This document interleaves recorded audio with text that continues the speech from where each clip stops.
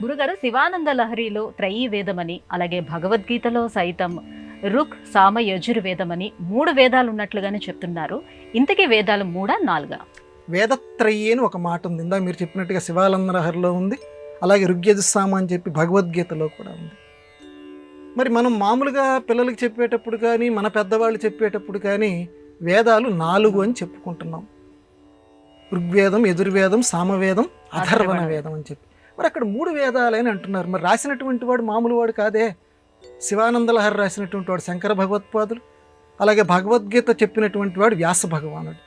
ఇలా ఎందుకు చెప్పారు అని అంటే, దాశరథి రంగాచార్య గారు అని చెప్పి ఆయన ఈ వేదాలన్నింటినీ తెలుగులో చక్కటి వచనం కింద రాశారు. ఇప్పటికీ మనకు దొరుకుతుంది అది. ఈ వచనం కింద రాసిన దాంట్లో ఆయన ఉపోద్ఘాతంలో ఈ ప్రస్తావన చేశారు. చేస్తూ ఆయన ఏం కారణం చెప్పారంటే, ఇలా వేదాలు 3 అన్నటువంటి వాడు పాశ్చాత్యుడు. వేదత్రయీ అని చెప్పినటువంటి వాడు పాశ్చాత్యుడు. వాడి సిద్ధాంతం ప్రకారం, ఎందుకంటే మన మీద దుమ్ము పోయటానికి, దుమ్మెయ్యటానికి, మన సనాతన ధర్మాన్ని ఏదో రకంగా ఛద్రం చేయటానికి, నాశనం చేయటానికి పాశ్చాత్యుడు కంకణం కట్టుకున్నాడు. అందువల్ల వేదత్రయీ అన్నాడు. మరి పాశ్చాత్యుడి కంకణం కట్టుకున్నాడని ఈయన అంటున్నారు. మరి నిజానికి ఇది శివానంద లహరిలోనూ చెప్పారు, భగవద్గీతలోనూ చెప్పారు. అని అంటే శ్రీధరుడు అని చెప్పి భాగవత వ్యాఖ్యానం రాశాడు. అంటే భాగవతం కనుక మనకు అర్థం కావాలి అని అంటే శ్రీధరుడు అనేటువంటి పండితుడు రాసినటువంటి వ్యాఖ్యానం చదవాలి. అలాగే రామాయణం కనుక మనకు బాగా అర్థం కావాలంటే గోవిందరాజీయం అనేటువంటి వ్యాఖ్యానం చదవాలి.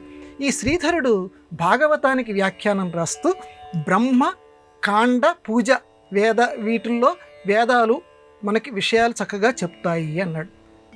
బ్రహ్మ, కాండ, ఆచార అంటే ఈ 3 విషయాల్ని వేదాలు బోధిస్తాయి అన్నాడు. ఇక్కడ మనకి స్వామివారు మనకి టార్చ్ లైట్ వేశారు చీకట్లో. వేదత్రయీ అని ఎందుకన్నారో శ్రీధరుడు చెప్పాడు. ఎందుకనంటే వేదాలు 4, అందులో అనుమానం అటువంటిది ఏమీ లేదు. ఇప్పుడు ఋగ్వేదం వచ్చేసరికి దేవతల యొక్క గుణగణాలని వర్ణిస్తుంది.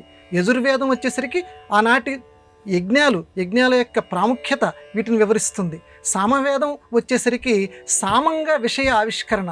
ఆ సామంగా అంటే కొంచెం రుచిగా, కొంచెం పాడటానికి వీలుగా అందంగా పాడేటువంటి శ్లోకాలు కానివ్వండి, రుచికరంగా చెప్పేటువంటి విషయాలు కానీ ఇది ఎక్కువ సామవేదం ఆవిష్కరిస్తుంది.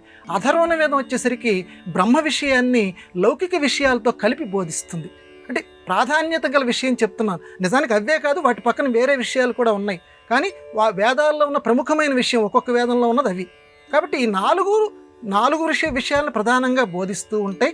కానీ ఈ 4 వేదాల్లోనూ చెప్పబడినటువంటి విషయాలు మాత్రం 3. కాబట్టి విషయపరంగా వేదాలు 3. అందువల్ల వేదత్రయీ అన్నారు. విషయపరంగా వేదాలు 3 కానీ వేదాలు మాత్రం 4. కాబట్టి విషయపరంగా వేదత్రయీ.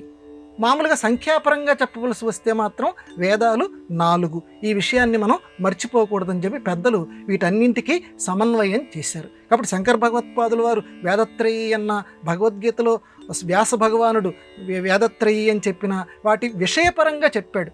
ఆచారము, బ్రహ్మకాండ లాంటి వాటిని విషయపరంగా ఈ వేదాలు చెప్తున్నాయని విషయపరంగా చెప్పారు. కానీ సంఖ్యాపరంగా మాత్రం 4. ఇది సుస్పష్టం.